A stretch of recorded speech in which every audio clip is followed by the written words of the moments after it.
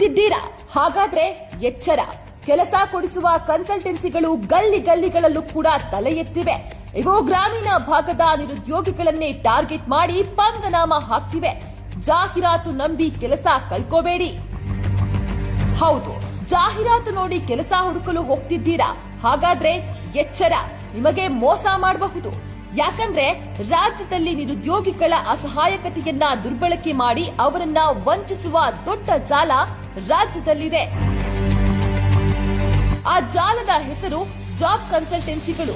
ಇವರು ಉದ್ಯೋಗ ಕೊಡ್ತೀವಿ ಅಂತ ಜಾಹೀರಾತು ಕೊಡ್ತಾರೆ. ಆ ಜಾಹೀರಾತನ್ನ ನಂಬಿ ಕೆಲಸ ಕೇಳಲು ನೀವು ಹೋದ್ರೆ ಅಲ್ಲಿನ ಸಿಬ್ಬಂದಿ ಮೊದಲು ಕೇಳುವುದೇ ಪ್ರೊಸೆಸಿಂಗ್ ಫೀಸ್.